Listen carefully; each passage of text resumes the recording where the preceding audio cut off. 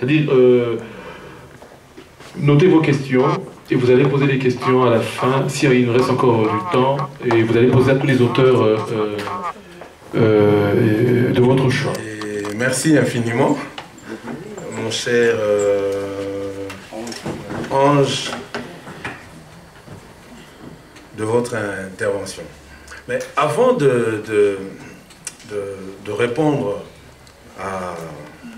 aux deux questions et de prendre position par rapport à ce qu'il vient de dire du livre, je voudrais, si vous le permettez, vous faire comprendre le sentiment qui m'habite en ce moment précis. C'est par rapport au Congo, j'ai un sentiment qui est très mitigé. Il est à la fois un sentiment de tristesse et de révolte lorsque je pense à la situation de nos frères et sœurs qui sont battus, qui sont assassinés, qui sont violés, qui sont sexuellement mutilés, et en particulier nos jeunes frères qui terminent les études sans avoir la possibilité de trouver un emploi. Mais à la fois, j'ai un sentiment de satisfaction de voir que nous sommes aujourd'hui réunis autour d'une idée unique sur le Congo. C'est tout simplement parce que nous y croyons tous, à moins que je ne me trompe, et que nous espérons pour le Congo un avenir meilleur. C'est ce que je dis dans mon livre, c'est ce que j'ai donné comme titre, Réforme, révolution et indépendance pour un Congo meilleur. Donc tout de suite, je dirais que pour ma part, il n'y a aucune fatalité. D'ailleurs, je suis une des personnes, en tout cas l'un de ces Congolais, qui se dit, quoi qu'il arrive, nous allons nous en sortir. Donc ça, c'est juste le premier point que je voulais mettre sur le premier I. Donc, il n'y a pas de fatalité, pour moi, non. Je ne suis pas un fataliste, au contraire. Autrement, je n'aurais pas écrit ce livre-là. Je voudrais aussi donc remercier les autres conférenciers qui travaillent sur le Congo depuis des années. Ils essaient à leur manière, chacun, d'éveiller la conscience des Congolais. Bon, les organisateurs, un grand merci à vous, parce qu'on n'a pas toujours l'occasion de se voir. Et moi, j'ai été très flatté lorsque Mitch m'a demandé, la semaine dernière seulement, de pouvoir intervenir. Mais il m'avait expliqué un déroulement différent. Il m'a dit ceci, voilà, il y a d'autres conférenciers qui vont parler des 53 ans d'indépendance du Congo, et vous allez parler de votre idée, de votre proposition, de la proposition que vous faites pour que le Congo de demain soit meilleur. Donc je me suis un peu préparé en conséquence. Bon, mais comme il y a changement, je m'adapte. Voilà, donc en un mot, très simple. Moi j'ai écrit ce livre d'abord pour faire comprendre à mes frères et sœurs africains, nous Congolais, que rien n'est perdu d'avance et que nous devons nous battre pour que demain le Congo soit meilleur, que demain l'Afrique soit libérée. Alors pour que l'Afrique soit libérée, je dis nous devons commencer par une réforme, ou par plusieurs réformes, mais moi je préconise comme la grande réforme la réhabilitation du pouvoir coutumier.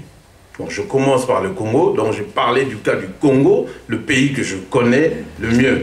Donc je dis, on va réhabiliter le pouvoir coutumier congolais. Mais seulement, il faudrait que nous comprenions ce qu'on entend par pouvoir coutumier congolais. Malheureusement, la plupart de nos frères, le pouvoir coutumier congolais. Pourquoi? Parce qu'il s'est agi d'une injustice qui n'a jamais été réparée jusqu'aujourd'hui. Pourquoi, à votre avis, les chefs coutumiers doivent-ils être ostracisés, écartés du pouvoir? Et là, je vais répondre à votre interrogation,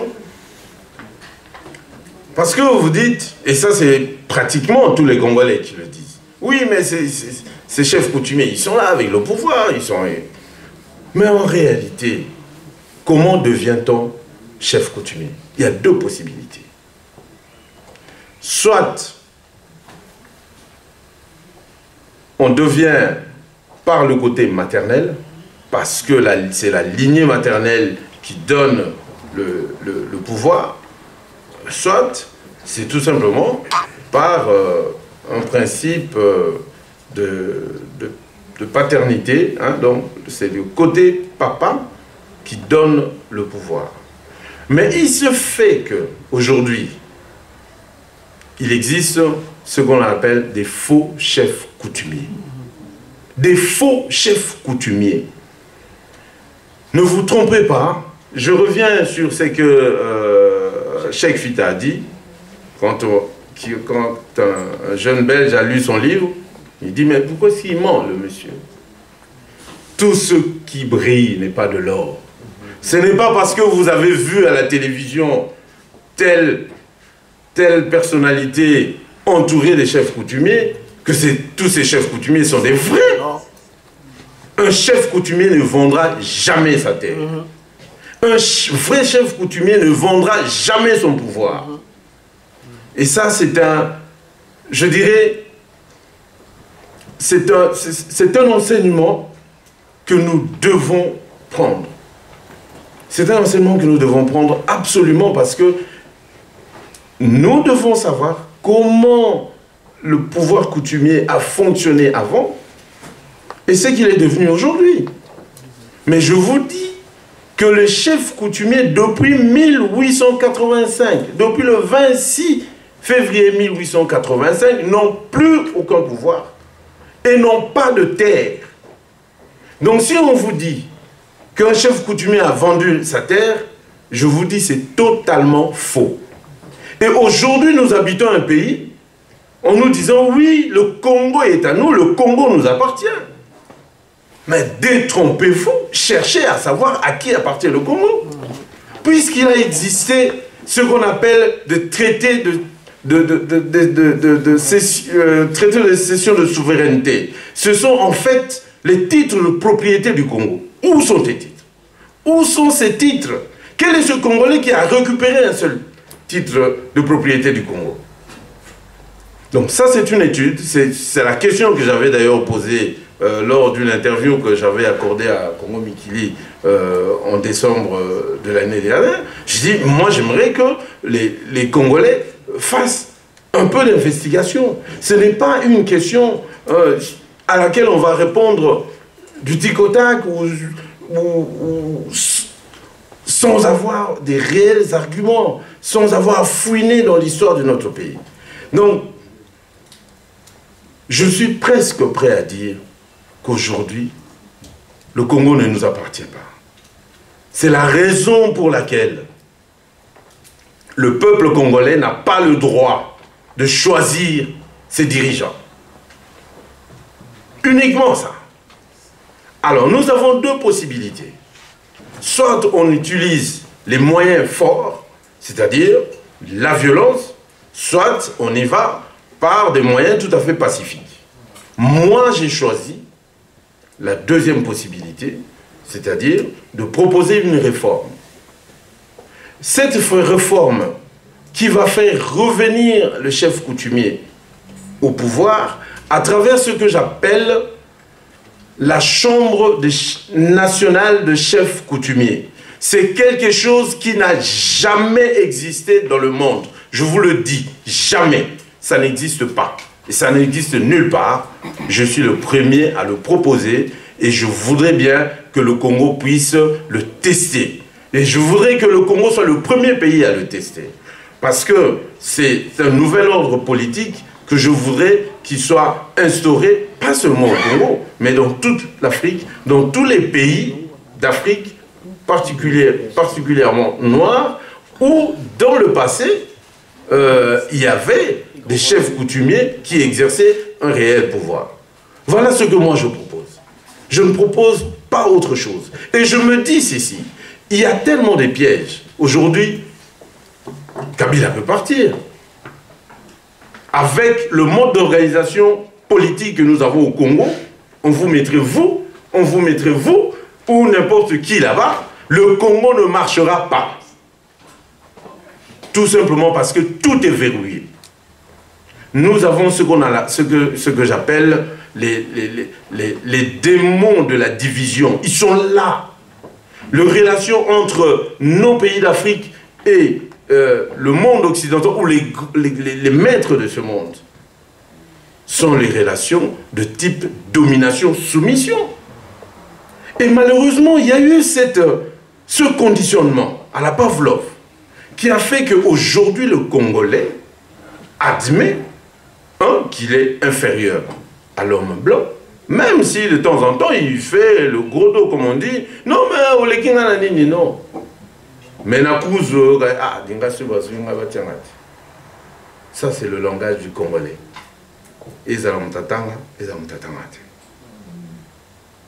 Ça veut dire que nous avons intériorisé, nous avons fait de cela notre nature. Nous sommes inférieurs, nous devons obéir aux ordres qui nous viennent des maîtres de ce monde. Et qu'est-ce qu'ils ont fait? Ils ont utilisé des outils, à commencer par la religion, qui aujourd'hui est devenue l'opium du peuple. Vous savez ce que la religion fait au Congo aujourd'hui? Est-ce qu'il pousse les gens à entreprendre? Non. Non. Et ça fait mal. Ça fait très mal de voir que nous, Congolais, nous nous laissons berner par des histoires qui ne tiennent pas du tout la route. Mais seulement comme on est obnubilé par cet esprit Nzambe Akosala, Nyonso c'est la volonté de Dieu, ben voilà où nous en sommes. En dehors de la religion, je vais arrêter. En dehors de la religion, ils ont utilisé quoi? Ils ont ce qu'on appelle des services secrets. Nous, on ne connaissait pas ça. Aujourd'hui, on a l'ANER. Mais l'ANER est en étroite relation avec quoi? Avec tous ces services secrets. Et quand on leur dit, écoutez, telle personne doit partir, il partira. Nous obéissons. On est là que pour obéir. Si nous devons en débattre, je vous dis, ça pourra nous prendre des jours et des jours. Mais seulement je vais m'arrêter là parce que en vous demandant tout simplement de faire un effort, de ne pas considérer nos chefs coutumiers avec mépris. Ils ne sont ni sorciers, ils n'ont pas vendu leur pouvoir, ils ne vendent pas les terres parce que la terre du Congo ne nous appartient pas. Tofungola Miso. Alors, je vais seulement dire une chose pour terminer. C'est une idée novatrice. Je comprends que lorsqu'on propose un changement, surtout un changement qui doit toucher le plus profond de la force d'un homme, d'un être, le côté spirituel, je comprends qu'il y ait des réticences. Je comprends. Mais je vais vous demander tout simplement d'approfondir le sujet, de lire ces deux ouvrages, parce que j'en ai fait. Le premier, celui-là, c'était en 2011, Réforme. Et en fait, le deuxième livre explique la grande réforme que moi je propose. Donc les deux bouquins sont liés, donc sont complémentaires. Donc il ne faut pas lire l'un sans l'autre. De préférence, pour mieux comprendre. Mais je ne fais pas que le vendre. Je vous dis que ce livre a été distribué à tous les chefs coutumiers du Congo. À tous les chefs coutumiers du Congo.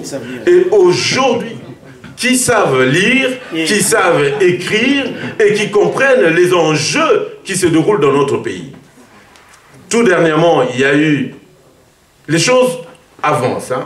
Les choses avancent. On est sorti de la phase réflexion. Maintenant, on est dans la phase action. Action, permettez-moi, vraiment, je m'excuse. Je vais juste... de Charles Onana. C'est une personne qui, personnellement, m'a beaucoup marqué. Très rapidement. Je m'appelle Seva, je suis de formation politologue. Je m'intéresse un peu à la situation de notre pays. J'analyse de temps en temps les événements et les faits politiques. Et donc, voilà, pour Charles Onana, c'est assez impressionnant. Et malheureusement, nous n'avons pas de personnes comme lui dans notre pays. Si on avait des gens comme lui dans notre pays, je pense qu'on serait déjà bien avancé.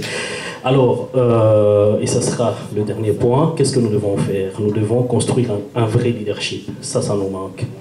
On a essayé de temps en temps et on se rend compte qu'on ne réussit pas. Et pourquoi on ne réussit pas? C'est à ça qu'il faut vraiment passer du temps, réfléchir comment construire un vrai leadership. Merci. Je m'appelle M. Mbenga. En fait, j'ai deux questions et le but vraiment de mon intervention, c'est concernant le livre de M. Kassa, parce que je l'avais lu et on avait même discuté une fois. Mais j'ai dit même à Papa Miske, vous devriez m'excuser parce que vous m'avez posé une question pour savoir si j'avais lu ce livre jusqu'au bout. Mais quand je l'ai lu, je lui ai dit que, franchement, je vous donne raison et je vous félicite vraiment pour votre courage. Mais, comme il s'agissait un peu de contradictions, je ne sais pas si j'ai raison ou j'ai tort, mais j'ai évolué un peu aussi au village, particulièrement dans les Bandundu, dans les Bas-Congo et plus dans l'Équateur. Mais je dirais que vous avez parlé de la restauration de chefs coutumiers, de pouvoir coutumier. Mais moi, je sais que pour devenir chef, même pour les chefs coutumiers, il y avait aussi une voie que vous n'avez pas évoquée, c'était la guerre. Il y a aussi des chefs qui faisaient la guerre pour devenir chef. Mais pour des gens qui me connaissent un peu, ils savent que je suis royaliste. Et ce qui m'avait beaucoup marqué dans votre livre, c'était la page 67. Là où on parle plus des chefs coutumiers. Et quand on parle des chefs coutumiers, on sait que c'est souvent des pouvoirs royalistes ou bien de la monarchie. L'Église est aussi gestionnaire des entreprises publiques. Je suis très content et je pense que ça c'est vraiment l'école du combat. Si on doit parler des combats, c'est ici vraiment que cela doit s'apprendre. Mais nous sommes là aussi pour parler des 53 ans après l'indépendance. Et ma question est la suivante. Les décideurs se sont tenus quelque part, ils ont dessiné la carte géographique du Congo. Ils sont venus chez nous alors qu'on vivait dans le système des empires, des royaumes. Puis dans les années 60, ces gens vont nous dire qu'ils nous donnent l'indépendance alors qu'ils devaient nous remettre l'indépendance parce qu'on vivait, on était indépendant, on était très organisé avant la soi-disant découverte comme je l'ai entendu ici chez l'abbé Mbelou. Alors, ils ont dit qu'ils nous donnaient l'indépendance. C'est déjà une erreur parce qu'ils devaient nous remettre l'indépendance. Et ce qui m'étonne encore, c'est de voir que 53 ans après, ces gens, soi-disant, nous disons indépendants, mais ces gens s'asseyent encore de nouveaux ensemble en cherchant à rectifier les tirs en disant on avait trop dessiné, c'était trop grand, nous voulons maintenant les balkaniser. Quel est l'apport de nous, de vous, en tant que conférenciers, dans ces débats? C'est ça, en fait, ma question. C'est pour cela que je me suis rendu ici. Merci.